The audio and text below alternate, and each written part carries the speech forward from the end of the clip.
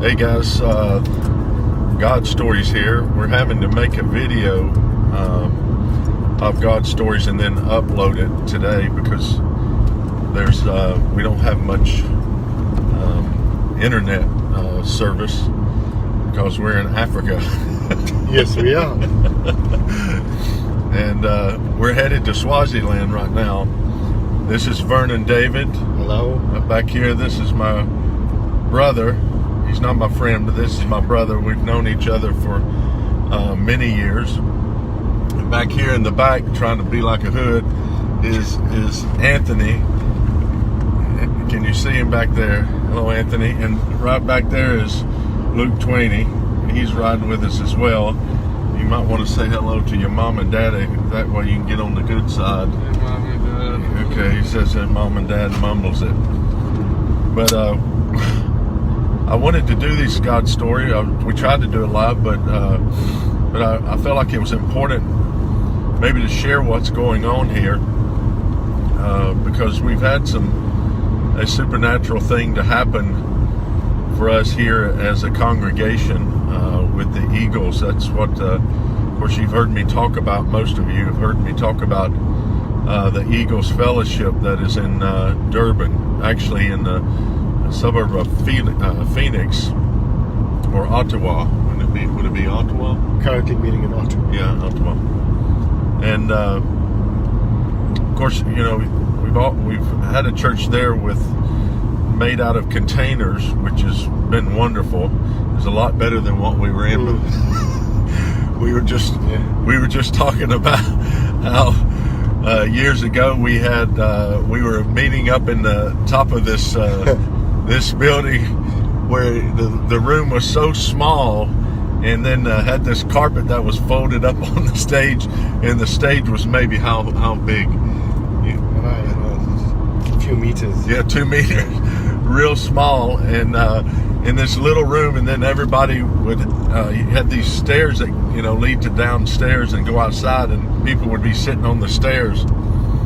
And now we have this great church made out of containers.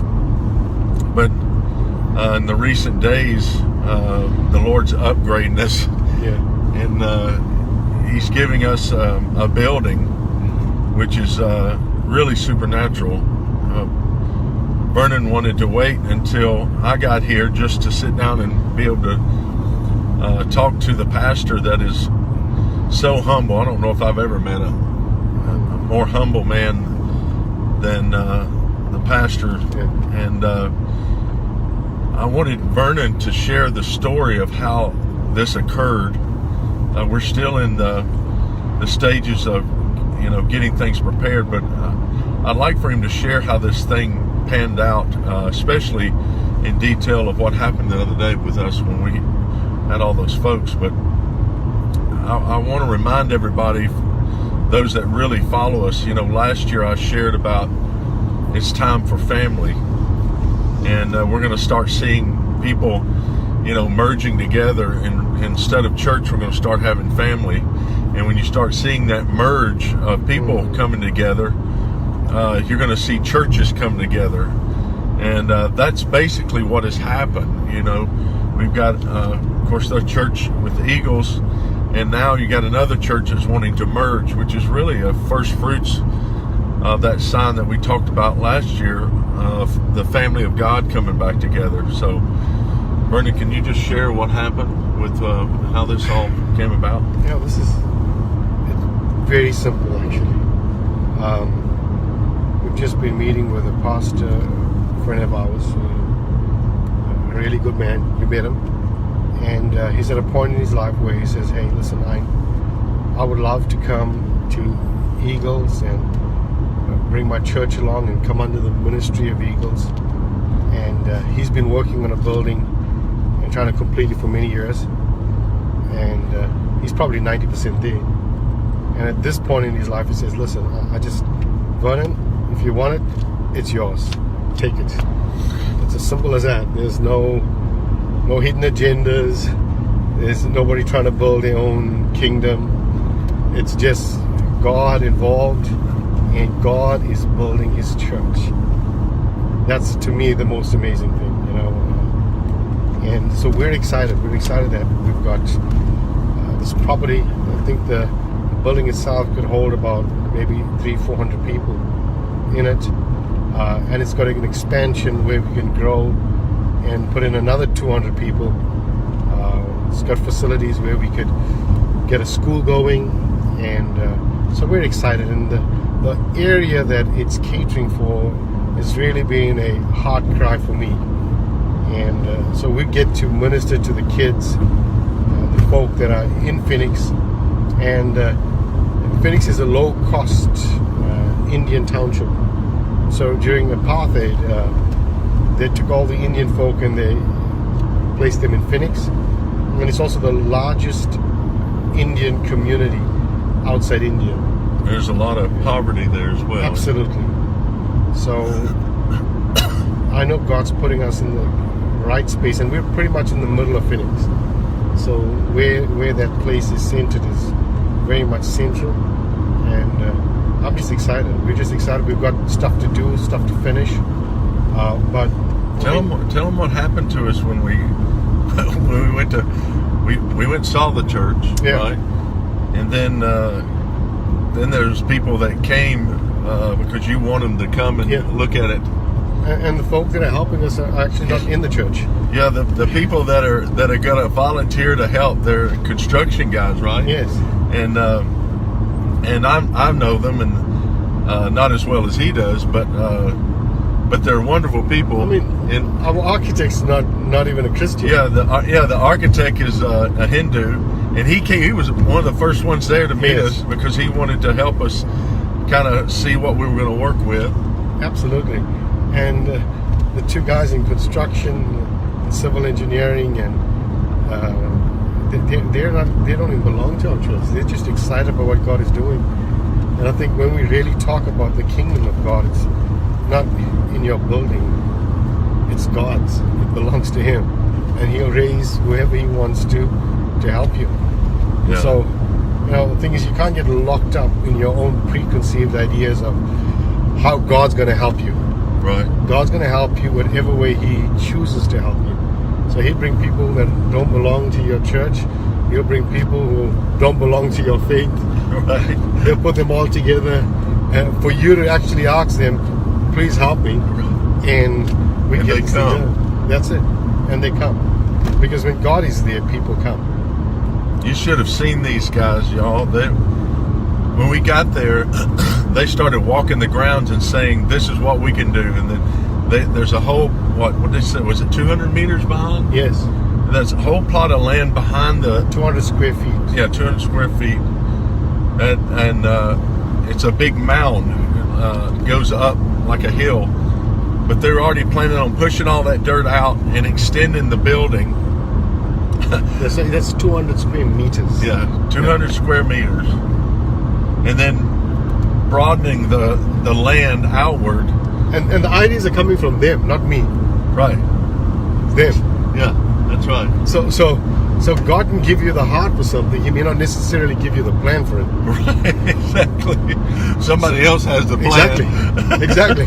So I don't have to be overwhelmed. I do education, man.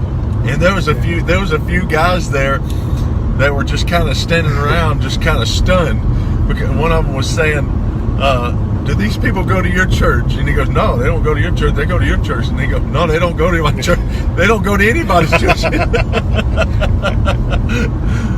But they were. I mean, even it was kind of pretty neat to see Vernon walking around, and you see these. I call them godly men. Absolutely. Yeah. And Vernon's asking these guys, "Can we put this type of design on the front of the building? I want pillars here." And they're I going, want glass. Yeah, and he said, "I want all glass in the front." He said, "I don't want it to look like a church." And they're saying, "Oh, no problem. We could get that done." And they were describing how they could do it. But the amazing part about it, it was not what they were going to build, it's their heart. I mean, they were willing to... Yes. to do that, you know. I mean, and I asked one of them, I don't want to say their names, but but I asked one of them, about why he was doing this. What's causing you to do this? He said to me, I've been waiting to do this. You think about it. This man's been waiting to do this, and you really think about things of that nature. I mean, God's timing is so perfect. A building comes up, you've got a guy that's in construction, has been waiting to do something like this for a church, and here we are, right in the middle of God's plan. But we've just finished off pretty much our last piece of paperwork that needs to be approved, and that's your traffic regulations. So now that's for the youth center. Yeah, but now to build the youth center, we need a place. Right. So God just fixes it up in such a way that he doesn't get us to rent anywhere. He just says, okay, we'll give you something else to do. While you build the youth center, we'll get this sorted out. And so the timing cannot be more appropriate. That's crazy.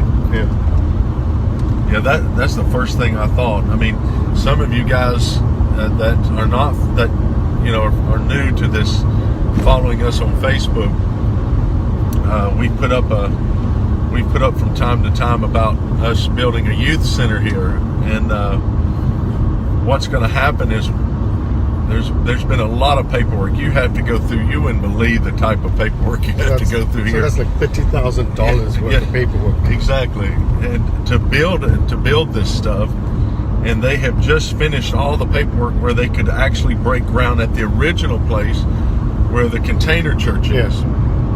And so now that they've finished that, this church comes up to where it can be given to them, donate them. So now we can move the people from the Container Church over to a really nice building, and then be able to move the containers so that we can dig foundation for the youth center. But all that has just happened within recent. When did you finish the paper stuff? I sent you the mail. So it's like 2 weeks ago. Yeah, 2 weeks ago. Yeah. And then you get a call about this church. Yeah, that's crazy. See, things like that don't happen. But I will tell you that from coming here for the last 15 years, they've been faithful. These people, the folks here, are just wonderful people. I mean, they are literally my family, Susan's family, Stephen's family. But if you came here, you'd probably not want to go back, because they know how to do community. That's one thing that I see back in America. Comparison, if I was to compare anything, would be that we need this type of community. I mean, one of his best friends, named Vanis, he wanted to be so close to Vernon that he built his house next to him on a dead end road. He got this big mansion in the middle of Phoenix. I mean, that's just the way they are there. And so I believe that, even and I can tell you this too, the pastor and the leadership, we ended up praying for them because they met us at the church, and when all the construction guys even got there, and they even felt like family. Yeah. I mean, they couldn't believe that this was going on, that they just handed, the church over, and now we have people coming and making these plans to actually finish what he started. I mean, the man just wept when we were praying for him, praying for his wife, his leadership, the daughter. It was just precious. And I can tell you that there's a chapter in Nehemiah, or chapter 4 in Nehemiah 4. We all know the guy Nehemiah. He was a cupbearer. But then he gets this idea. He's kind of like a school principal. And he gets this idea to, build the walls back.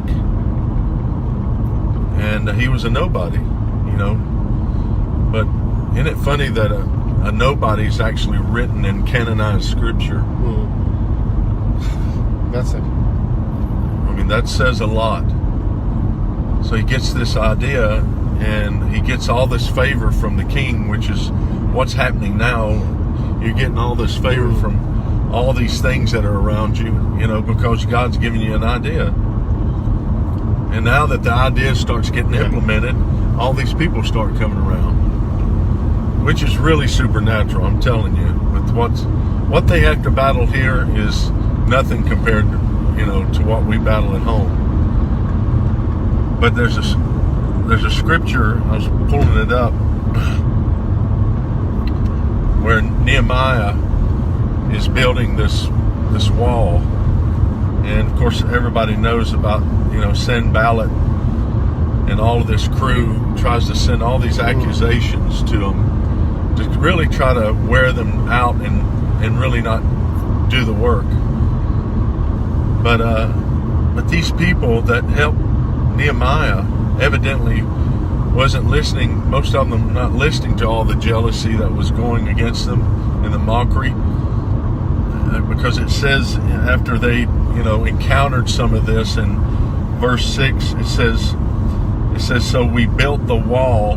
This is after accusation, this is after trying to send doubt and fear. It says so we built the wall, and the entire wall was joined together up to half its height, for the people had a mind to work. And that's really what we encountered Sunday. Oh yeah. And the crazy thing about this, when we went to the first time with the pastor, the Lord gave us Isaiah 55. Yeah. And it basically says, come and buy, food with no money. And it gives this whole list. Matter of fact, I'll pull it up because I think this is important for us. Isaiah 55.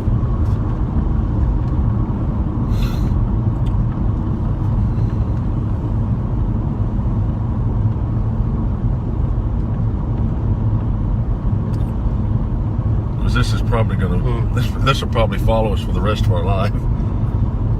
It says, everyone who thirsts, come to the waters, and you who have no money, come buy and eat. And that's exactly what's happening here. Because we have no money.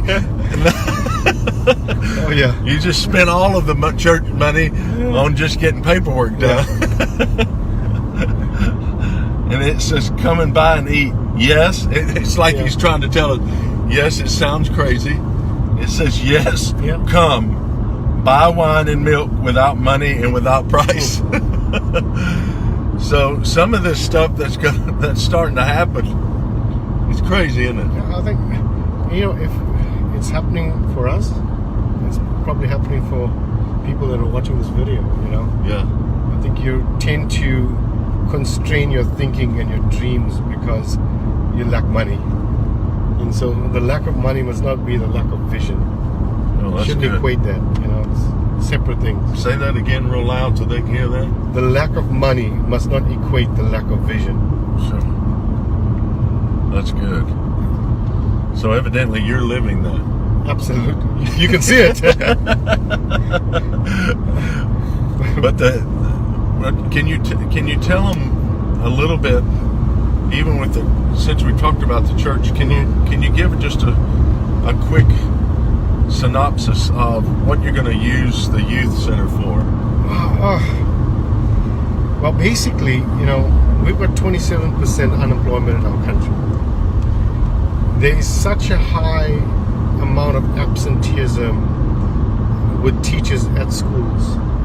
So kids that go to school are going to school, but there are no teachers there. So one of the things that we're doing is we're teaching the kids the stuff that they haven't learned at school. And we do that free of charge from Monday to Friday.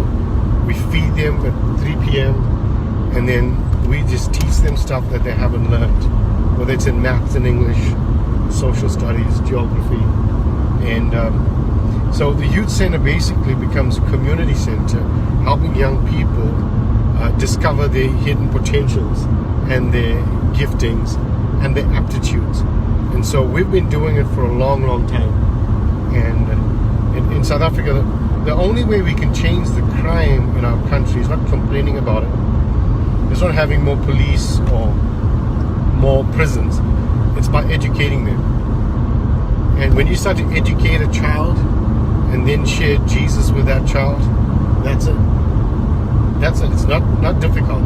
Now, somebody once said it's better to build a fence at the top of a cliff than a hospital in the bottom. And that's basically what we're doing. We'd rather put a fence at the top of the cliff so that these kids don't have to fall, and then we're spending millions and millions on trying to deal with crime issues, poverty issues. We just need to get them education. And so our youth center, that's what we're doing. We're doing it for 23 years, Brad. So this is not something that is just a good idea. We're doing for a little while. Right. And we've had kids come through our system from very, very poor backgrounds, and today they're doing well. And so we want to leave something behind on the earth that continues to take care of poor kids and Do you feel like gives them hope. You feel like we could put like computers and so forth, Oh, like desktops and Yes, stuff in there? yes. I mean, currently we have 20 Little tablets. iPads. Yeah. And we've got the entire South African curriculum in it, and we've got hooked onto the internet and each one of these kids. And listen, you've seen some of these kids' homes are slightly bigger than this vehicle. Oh yeah. And so they get their own email address. What does that make the kids feel like when they're? I mean, have you seen it when they're like they have something? We're giving them a dream, man. That's what we're doing. You're giving this kid a vision. The moment they may not even see it, because the whole system is rigged against the poor. And all we do is we want to educate the poor just enough, but keep them trapped, so they'll stay poor. And we can't do that. I don't think we're not going to allow that to happen in our lifetime. Right. That's going to change. So now, one of the things you said, which I want to say this, let them know too, what you deal with. And correct me if I'm wrong. Wrong, by the way. One of the problems you've had though is you've needed a van because these kids are walking miles to get to the container church, and some of them are being taken by they're getting kidnapped. They're getting kidnapped by witch doctors. Yeah. And they're using their bones and stuff, their body parts for their potions and all that. See, like now it's winter and the sun goes down earlier, so parents get concerned, and it's happened where kids get kidnapped. It's too dark. So here it is. Child needs to learn, and the only way they're going to do that is by getting extra lessons free of charge.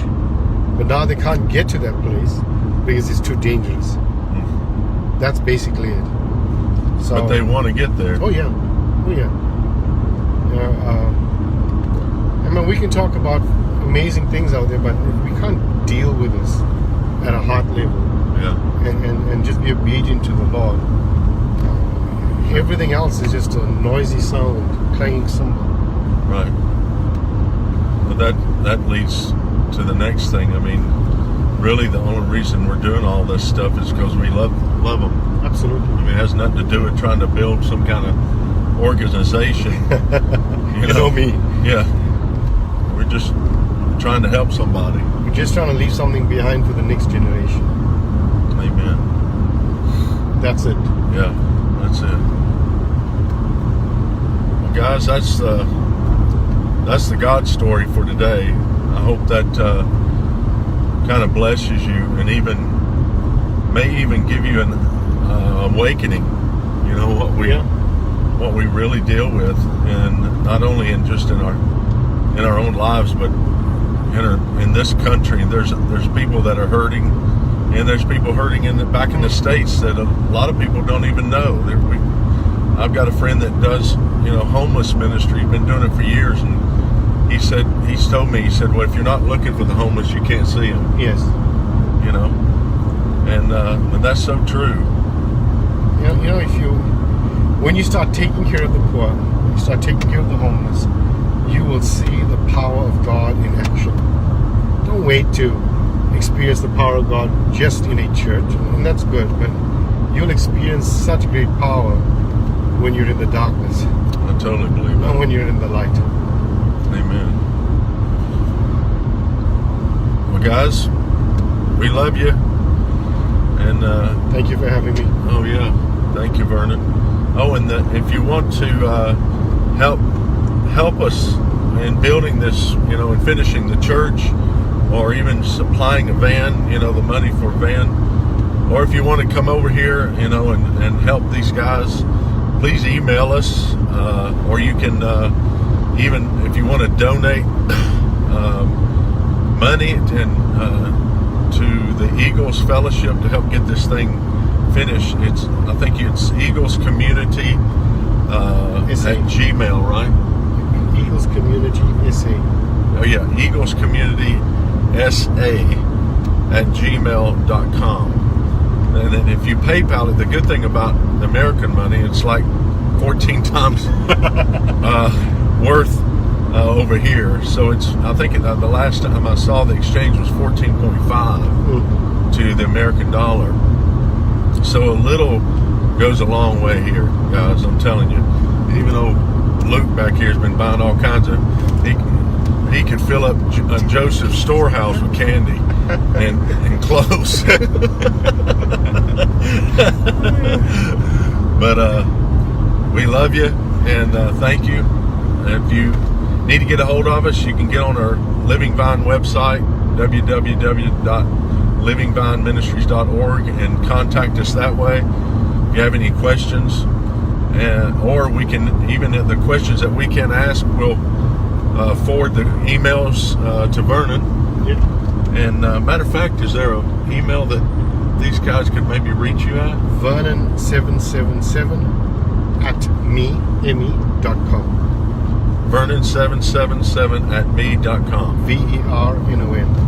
Yep, VERNON. I have to say that because he's Indian and I'm. They talk so fast over here. This is actually slow. Yes. But we love you guys. Thanks for watching the video, and we'll try to put some more pictures up, maybe even while we're in Swaziland. All right, grace.